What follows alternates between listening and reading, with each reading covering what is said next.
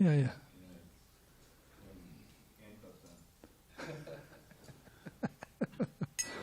Not a bad idea.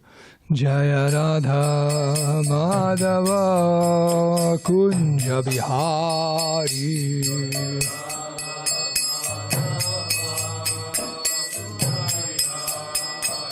Jaya Radha Madhava Kunja Bihari.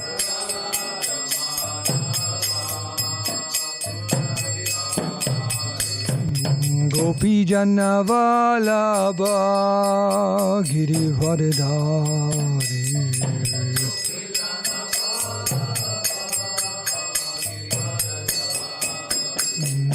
Gopi Jana Vallabha Girivardhari.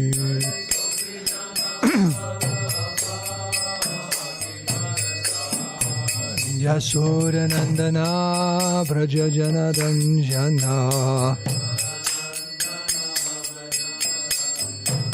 Yasura Nandana Braja Jana Ranjana. Jamuna Tira Vanachari. Jamuna Tira Vanachari.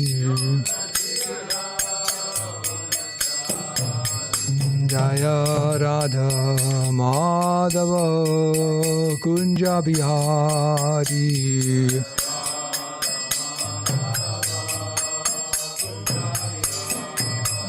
Jaya Radha Madhava Kunja Bihari.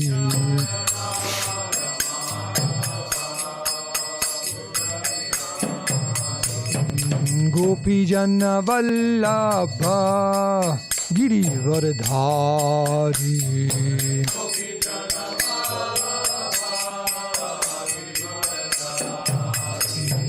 Gopi Jana Vallabha Girivardhari.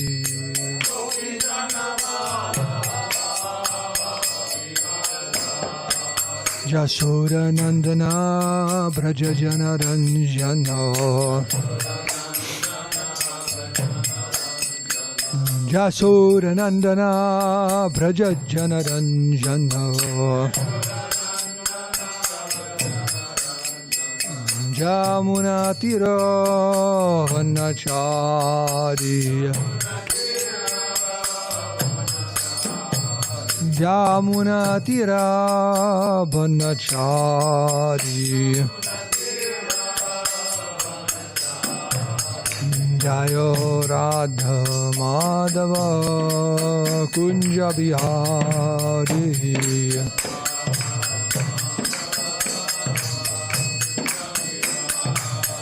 Jaya Radha Madhava Kunja Bihari.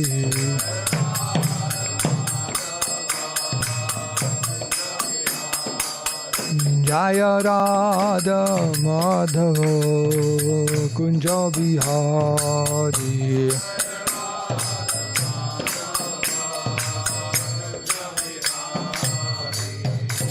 Sri Radha Madhava ki, Sri Radha Giridhari ki jai.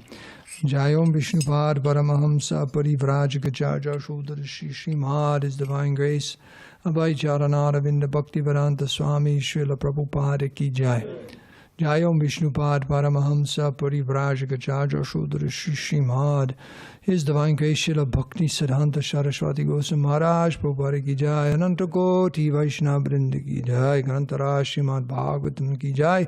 Samveda Bhakti ki jai. Go Premanandi. All glories to the assembled devotees. All glories assembled devotees. All glories assembled devotees. All glories, all glories. Sri Guru and Sri Gauranga. Hare Krishna, Hare Krishna.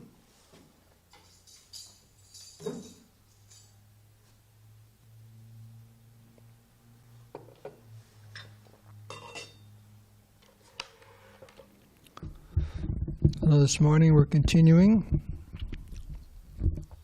with Canto 7, Chapter 5, Text 23 and 24, Srila Prabhupada's purport on the different processes of devotional service. Om Namo Bhagavate Vasudevaya. Om Namo Bhagavate Vasudevaya. Om Namo Bhagavate Vasudevaya. Shri Parado Vacha Shravanam Kirtanam Vishnu Smaranam pāda-sevanam Arcanam Vandanam Dasyam Sakyamatma Navedanam Shri Parado Vacha Shravanam Kirtanam Vishnu Smaranam pāda-sevanam Arcanam Vandanam Dasyam Sakyamatma Navedanam. Would like to chant? Shri Parado-vacha, Shri Parado-vacha, Shravanam Kirtanam Vishnu, Shravanam Kirtanam Vishnu, Smaranam pāda-sevanam, Smaranam pāda-sevanam, Arcanam Vandanam Dasyam, Arcanam Vandanam Dasyam, Sakyamatma Nivedanam, Sakyamatma Nivedanam. Shri Parado-vacha, Shri Parado-vacha, Shravanam Kirtanam Vishnu, Shravanam Kirtanam Vishnu, Smaranam pāda-sevanam, Smaranam pāda-sevanam, Arcanam Vandanam Dasyam, Arcanam Vandanam Dasyam, Sakyamatma Nivedanam, Sakyamatma Nivedanam.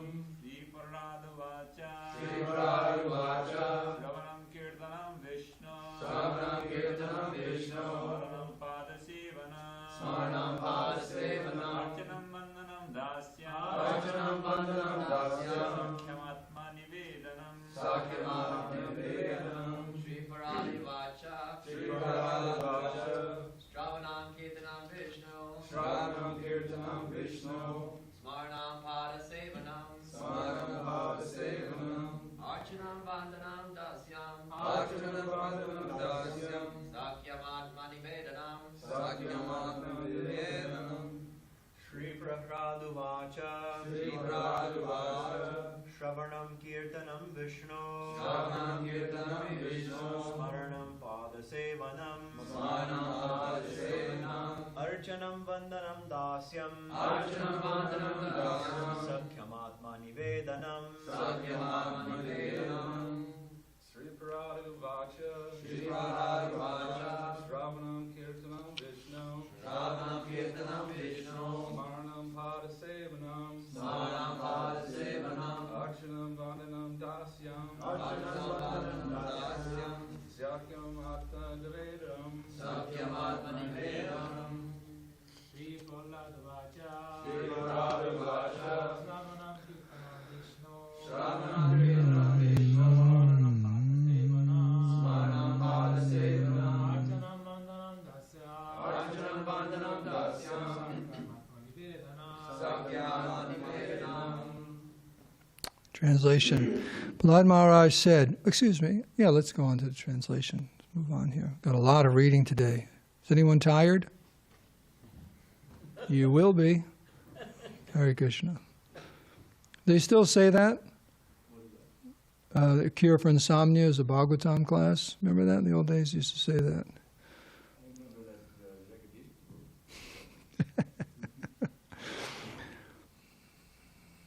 Prahlad Maharaj said, hearing and chanting about the transcendental holy name, form, qualities, and paraphernalia and pastimes of Lord Vishnu, remembering them, serving the lotus feet of the Lord, offering the Lord respectful worship with 16 types of paraphernalia, offering prayers to the Lord, becoming His servant, considering the Lord one's best friend, and surrendering everything unto Him, in other words, serving Him with the body, mind, and words. These 9 processes are accepted as pure devotional service. One who has dedicated his life to the service of Krishna through these 9 methods should be understood to be the most learned person, for he has acquired complete knowledge.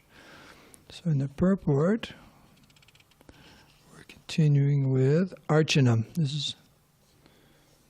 I can't give you a page number because this edition may be older edition, but Arcanam, number 5. Arcanam. After pāda-sevanam comes the process of Arcanam, worship of the deity. If one is interested in the process of Arcanam, one must positively take shelter of a bona fide spiritual master and learn the process from him. There are many books for Archana, especially Nārada-pañcarātra. In this age, the Pañcarātra system is particularly recommended for Archana, deity worship. There are 2 systems of Archana, the Bhagavat system and the Panchatriki system. In the Srimad Bhagavatam, there's no recommendation of Panchatriki worship because in this Kali Yuga, even without deity worship, everything can be perfectly performed simply through hearing, chanting, remembering, and worship of the lotus feet of the Lord. Rupa Goswami states, and I'll just read the translation. Parikshit Maharaj attained salvation simply by hearing. This is the different process of devotional service and who attained perfection, following the different processes or methods. Parikshit Maharaj attained salvation simply by hearing, and Shukadeva Goswami attained salvation simply by chanting. Prahlad Maharaj attained salvation by remembering the Lord. The goddess of fortune, Lakshmi Devi, attained perfection by worshipping the Lord's lotus feet. Prithu Maharaj attained salvation by worshipping the deity of the Lord. Akrura attained salvation by offering prayers. Hanuman by rendering service, Arjun by establishing friendship with the Lord, and Bali Maharaj by offering everything to the service of the Lord. All these great devotees served the Lord according to a particular process, but every one of them attained salvation and became eligible to return home back to Godhead. This is explained in the Srimad Bhagavatam. It is therefore recommended that initiated devotees follow the principles of Nārada-pañcarātra by worshipping the deity in the temple. Especially for householder devotees who are opulent in material possessions, the path of deity worship is strongly recommended. An opulent householder devotee who does not engage his hard-earned money in the service of the Lord is called a miser. One should not engage paid brahmanas to worship the deity. Sometimes that's seen, someone's very wealthy and they have their brahmins take care of everything. Have you seen that in India? Okay. Do you have someone doing your puja while you're here? Your wife. If one does not personally worship the deity but engages paid servants instead, he is considered lazy. And his worship of the deity is called artificial. An opulent householder can collect luxurious paraphernalia for deity worship, and consequently for householder devotees, the worship of the deity is compulsory. In our Krishna consciousness movement, there are brahmacharis, grihastas, vanaprasthas, and sannyasis, but the deity worship in the temple should be performed especially by the householders. You guys aren't going to quit tomorrow, are you? I heard in Bhagavatam class, I'm out of here. Uh-oh. Okay. But you can preach to the householders. Come, help out some more. The brahmacharis can go with the sannyasis to preach, and the vanaprasthas should prepare themselves for the next status of renounced life, sannyas. Grihasta devotees, however, are generally engaged in material activities, and therefore, if they do not take to deity worship, their falling down is positively assured. Should I read that again? Okay. Grihasta devotees, however, are generally engaged in material activities, and therefore, if they do not take to deity worship, their falling down is positively assured. It's not even assured or positive, it's positively assured. Deity worship means following the rules and regulations precisely. That will keep one, here it is, that will keep one steady in devotional service. So, generally, householders have children, and then the wives of the householders should be engaged in caring for their children, just as women acting as teachers care for the children in a nursery school. Grihasta devotees must adopt the archana vidi or deity worship according to the suitable arrangements and directions given by the spiritual master. Regarding those unable to take to the deity worship in the temple, there is a following statement in the Agni Purana. Any household or devotee circumstantially unable to worship the deity must at least see the deity worship, and in this way he may achieve success also. The special purpose of deity worship is to keep oneself always pure and clean. Grihastha devotees should be actual examples of cleanliness. So already we've said, Prabhupada's mentioned two things. Deity worship will keep one steady in devotional service, and it will keep oneself always pure and clean. Deity worship should be continued along with hearing and chanting. Therefore, every mantra is preceded by the word Namaha. In all the mantras there are specific potencies of which the Grihastha devotees must take advantage. There are many mantras preceded by the word Namaha, but if one chants the holy name of the Lord, he receives the result of chanting Namaha many times. By chanting the holy name of the Lord, one can reach the platform of love of Godhead. One might ask, then, what is the necessity of being initiated? The answer is that even though the chanting of the holy name is sufficient to enable one to progress in spiritual life to the standard of love of Godhead, one is nonetheless susceptible to contamination because of possessing a material body. Has anyone ever experienced that? It means the pushing of your mind and senses. Everyone experience that? Just having a body means welcome to the club. Consequently, special stress is given to arcana vidi. One should therefore regularly take advantage of both the Bhagavat process and the Panchatriki process. The process is like a train runs on two rails, right? Two rails. So we're on these two things, Panchatriki and Bhagavat vidi, the hearing and chanting and preaching, and also the temple worship. Deity worship has two divisions, namely pure and mixed with fruitive activities. For one who is steady, deity worship is compulsory. So what does that mean, one is steady?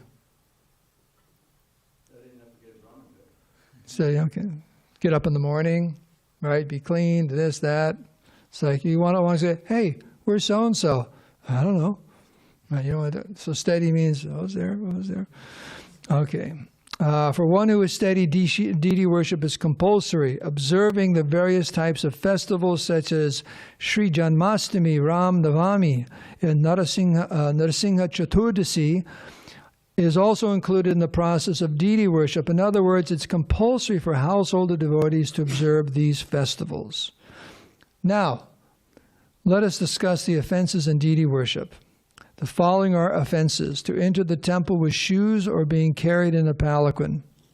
Palanquin? Is that not quin? Palanquin. Okay. Suresha, you have to stop that. No more coming here in a palanquin, okay? Today on, that's it. You got to stop. Okay. Not to observe the prescribed festivals, to avoid offering obeisances in front of the deity, to offer prayers in an unclean state, not having washed one's hands after eating, to offer obeisances with one hand. Uh-oh.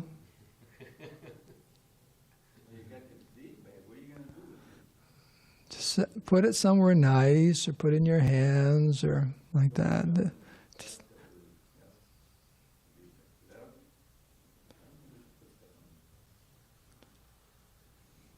How about the next one up? Are you afraid because people step on that one? It's not. No, it's just, anyway. Okay. But the point is not one hand. Yeah, the understanding is when you pay obeisances, the meditation is both your hands are touching Krishna's feet. And not one hand doesn't mean no hand. Yeah, it's two hands. In other words, I'll do just your head. Also, you should uncross your legs. Sometimes devotees just go down like that. Obeisances while their legs are crossed. So there's a way to properly to offer obeisances according to how your body is configured. And there's dandavats, which means everything, all the joints are straight. And there's half of that, and so on. So to spread one's legs before the deity. You were just discussing that the other day.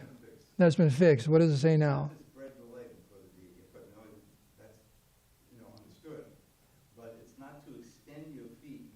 Don't point your feet towards the deities.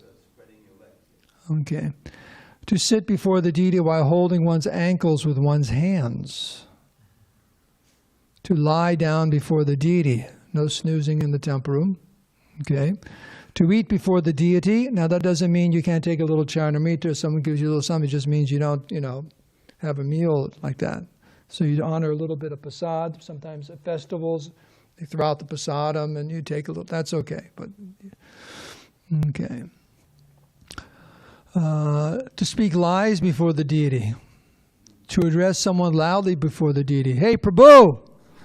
Hare Krishna, wake up! Oh, shouldn't have said, I'm sorry. Okay, like that. Whatever. Don't do that. Don't do what I just did. Okay, Hare Krishna. You're in the presence of the Lord.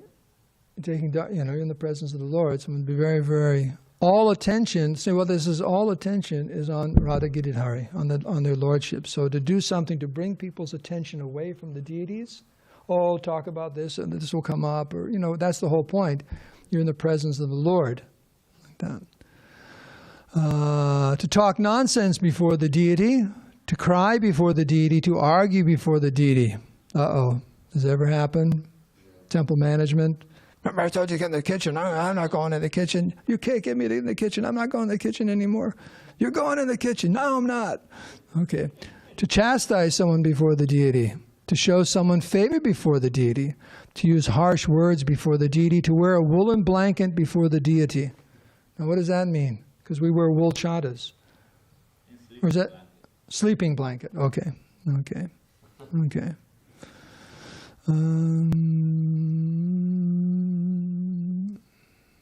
Woolen blanket. To blaspheme someone before the deity. To worship someone else before the deity.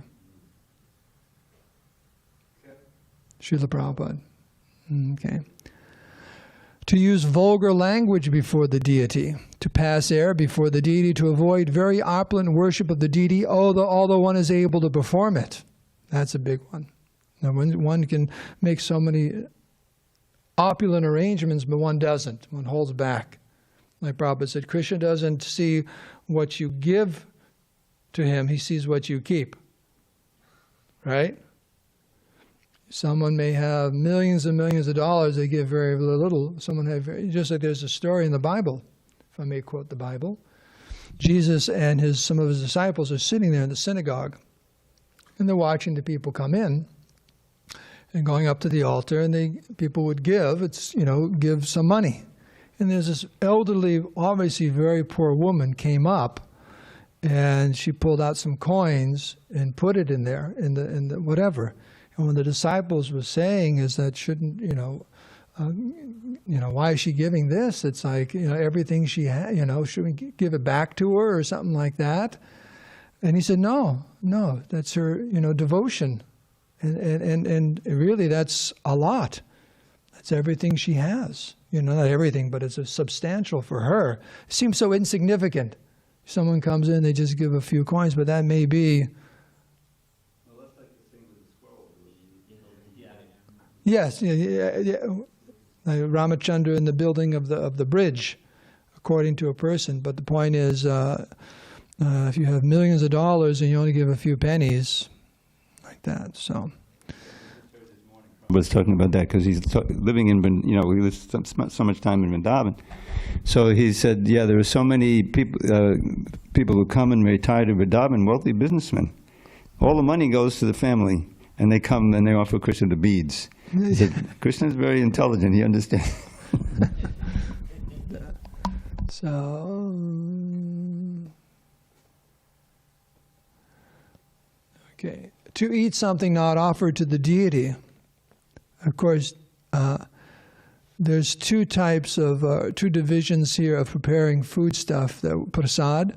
One is, we like something, therefore we offer it to the deity, then we eat it. And the other is, we offer to Krishna what he likes and we take his prasadam.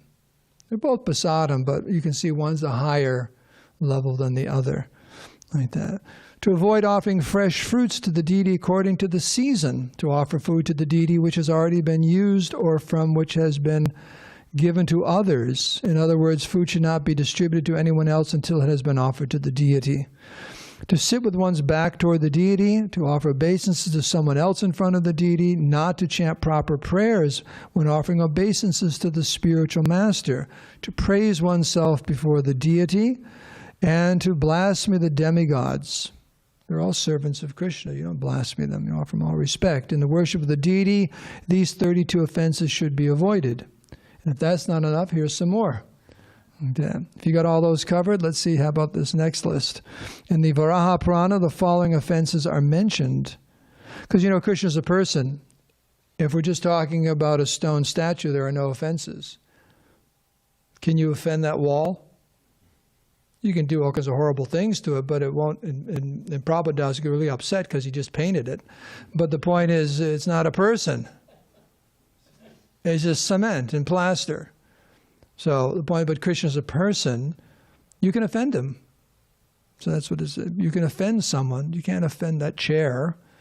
So that's the point. That's why all these are given. So one is to eat in the house of a rich man. I'm in trouble. I do all these pujas and the people are quite well to do.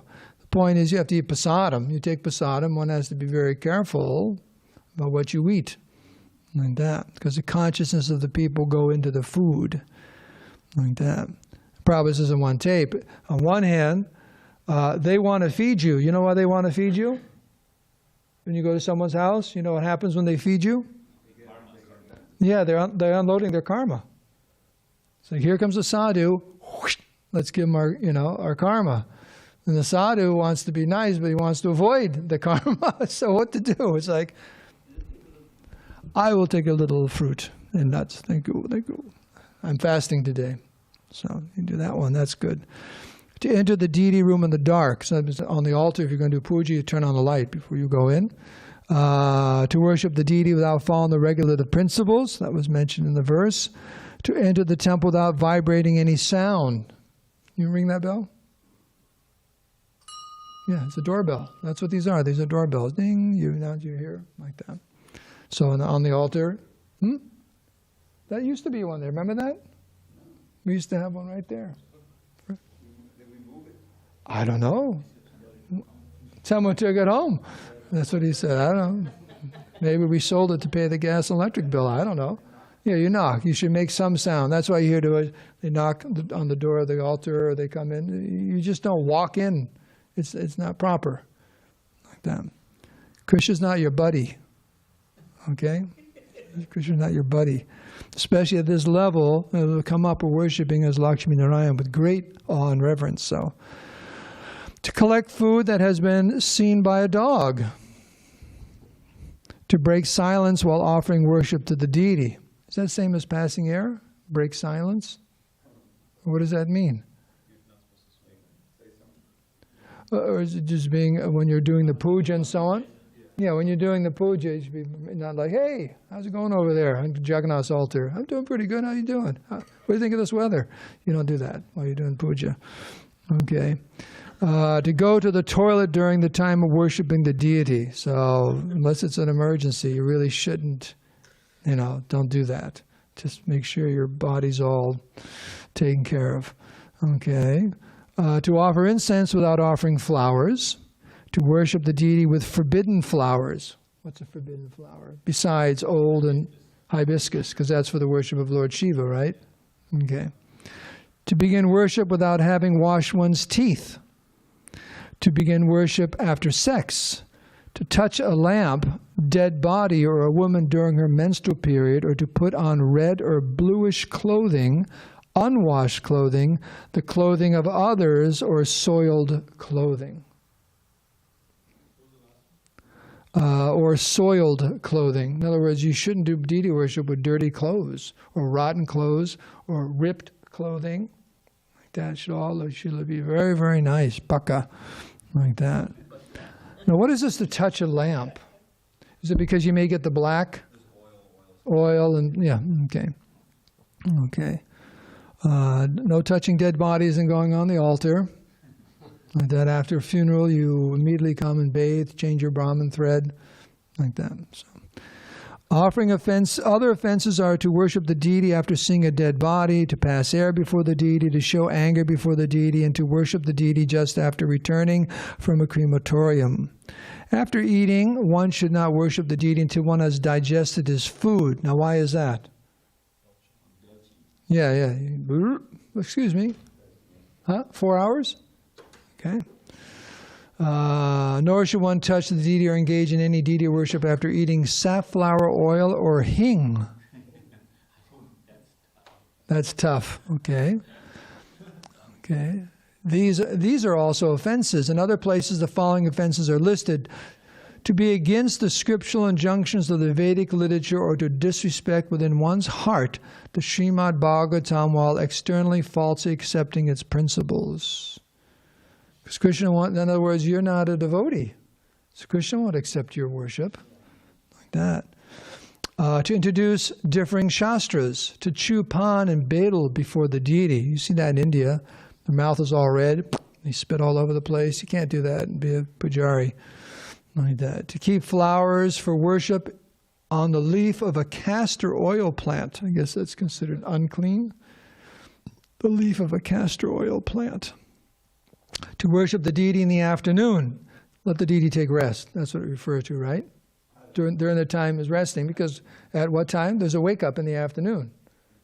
So it means let Krishna rest. Like that. Right. So it's the time. Also be referring to their statements in Shastra that the Brahmana should worship Shalagram before he eats. So should only worship, like he shouldn't eat until he does his worship. Right. They might be referring to something like that too. Like you should do it first thing in the morning. Yes. Okay. Yeah, that's a late riser. Hey, what time's Mangal Arti? 2 p.m. Yeah, that's a little bit. I don't think that's going to work, Prabhu. So. Mangal Arti's at 2 p.m., so not good. So, to sit on the altar or to sit on the floor to worship the deity without a seat. So there should be some kind of asan on the altar, like that. To touch the deity with the left hand while bathing the deity. You see the pujaris always have a cloth in their left hand and like that. It's rare that they'll touch. Sometimes you have to do something, but the principle is to avoid. To worship the deity with a stale or used flower. Here's a tough one. To spit while worshiping the deity. They had to mention it because I guess some people do it. Right? That's interesting. Don't do that. To advertise one's glory while worshiping the deity. How would you do that? Advertise your glory while worshiping the deity. Okay. Oh no, I'm the best Brahmana in town. Yourself, like that. So maybe it's a mental thing. To apply tilak to one's forehead in a curved way. Now, isn't that referring to the crossways? Is it curved? Do you know? If it's crooked, even. Oh, you should go straight up. Okay. Be careful about that. To enter the temple without having washed one's feet. To offer the deity food cooked by an uninitiated person. To worship the deity and offer bhoga to the deity within the vision of an uninitiated person or non-Vaishnav. So this is where they cover the plates, And there's in Jagannath Puri, one Bengali family was telling me they went to Puri, and maybe you've seen, apparently they walk from the kitchen, and there's this walkway to the deities. And people can actually, if there's people there, they can see it or something like that. And they're saying that, and if someone sees that offering, they have to throw the whole thing out. I was saying, why don't they just make it in such a way where no one can see it? But the point is, no one should see that food stuff until it's offered. Why? Because someone's going to think, hey, that looks pretty good. Right? That looks really good. Vera Chandra cooked a really nice offering this morning. That looks pretty good. Oh, it's not offered yet. So the plate is covered. Because even the cook, not that there may be, in the back hall I go, there may be infidels coming through the back hall, but like that. But even ourselves, we cook something, we see it and we go, that looks really nice. We can't afford that to happen. So you cook everything, you cover it, and it's offered to Krishna and so on. So very, very careful because, you can contaminate something physically, like I said, spitting or whatever, or something falls on it. But mentally you can contaminate something. If you look at something, a bog, and you go, that looks really nice, I'd like to. Just like Madhavendra Puri, why did he feel so upset?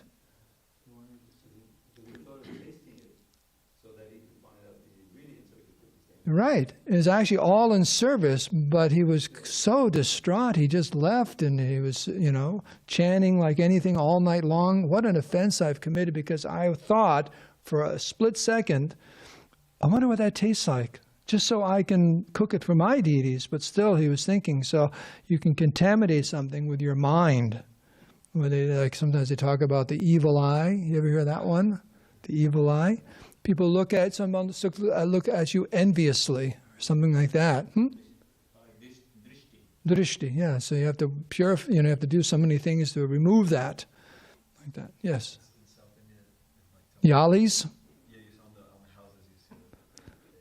Yeah, they have these yalis, and yalis used to exist. They were really big creatures, and I think they ate elephants or something for breakfast or something. They were actually existed. Like gargoyles you see in Europe and so on, to just keep negativity out of the way. So your mind can contaminate something. Even in the Bible, it says, Jesus Christ said, boy, it's a Christian morning this morning, isn't it? What's happened to Dharmasetu? Did he... But he says, if you look at a woman lustfully, it's like adultery. Just in your mind, you think, wow, uh-oh.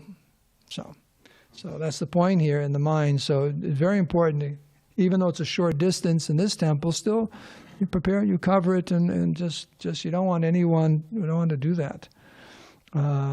Glory, forehead curved way, cooked. Oh. Okay. To offer worship to the deity without worshipping Vaikuntha deities like Ganesh. There's an editing pastime behind that. Okay. This list that you'll find a similar list in the Nectar Devotion. But in Nectar Devotion, the thing about worshiping Ganesh is that Prabhu, can you use the microphone? the deity should worship Ganesh. I want the microphone. They all want to hear you, Travita. They're asking you to have the microphone because they want to get the nectar from you. So in the Nectar Devotion, there's a similar thing, but instead of saying about the worship, where does it say about Ganesh? Yeah, to offer the word without worshiping Vaikuntha like Ganesh. It just said that to not worship Ganesh, as that's an offense for any devotee. So that we're all supposed to worship Ganesh, and everyone's thinking, Prabhupada never said that. How does it work?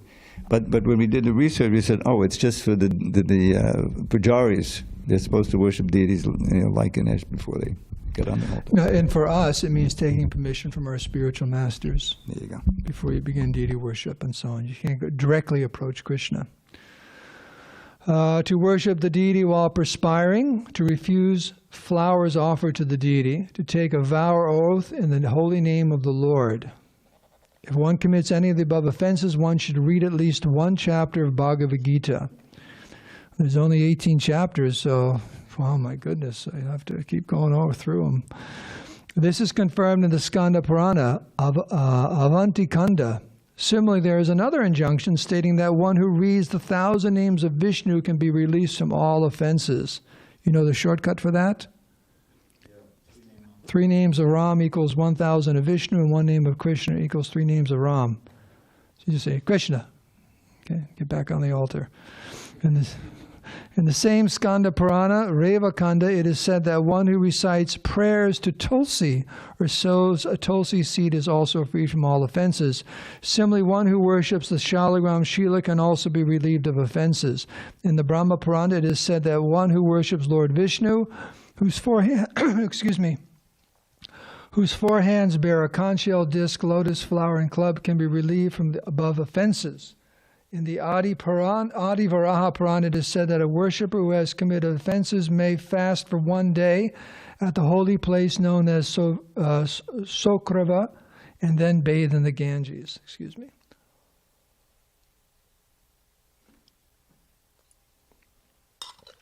In the process of worshiping the deity, it is sometimes enjoined that one must worship the deity within the mind. In the Padma Purana Uttarakhanda, it is said all persons can generally worship within the mind. The Gautamiya Tantra states, for a sannyasi who has no home, worship of the deity within the mind is recommended. Okay, we're almost there. In the Nārada-pañcarātra, it is stated by Lord Narayan that worship of the deity within the mind is called manasa puja. One can become free from the four miseries by this method. Sometimes worship from the mind can be independently executed. According to the instruction of Abhihotra Muni, one of the Nava Yogendras, as mentioned in the Srimad Bhagavatam, one may worship the deity by chanting all the mantras. 8 kinds of deities are mentioned in the Shastra, and the mental deity is one of them. In this regard, the following description is given in the Brahma Vaivarta Purana. There's a story here.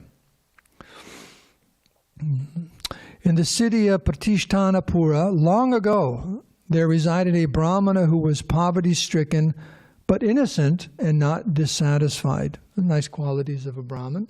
Brahmin should always be satisfied. One day he heard a discourse in an assembly of Brahmanas concerning how to worship the deity in the temple. In that meeting, he also heard that the deity may be worshipped within the mind.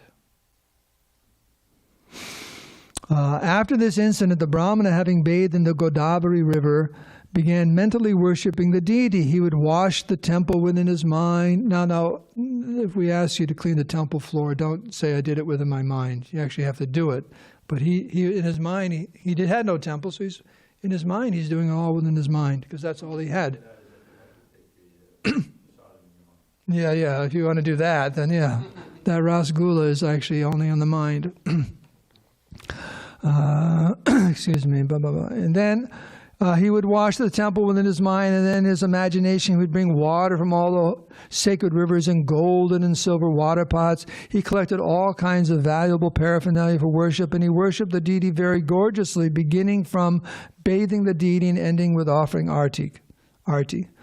Thus he felt great happiness. After many years had passed in this way, one day within his mind he cooked nice sweet rice with ghee to worship the deity. He placed the sweet rice on a golden dish and offered it to Lord Krishna, but he felt that the sweet rice was very hot, and therefore he touched it with his finger.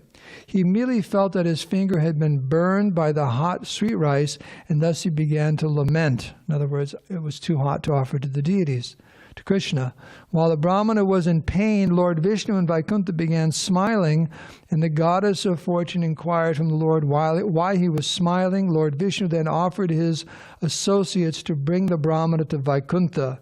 Thus the Brahmana attained the liberation of Samipya, the facility of living near the Supreme Personality of Godhead. The picture in the newer Nectar Devotion is the Brahman sitting there and he's looking at his finger, it's burnt. Like that. In other words, even though he was just thinking of it, it's so real, it's real, that his finger got burned. It's a pastime with the Lord to show how devoted he was and how Krishna conscious he was. So it's late. I'm just going to say, I was going to say a bunch of things, but I just wanted to bring up one thing from a seminar I gave almost 12 years ago for our congregation. Yudhisthira asked me to give a seminar at Mahabharata. It's an evening discussing deity worship, especially deity worship for householders.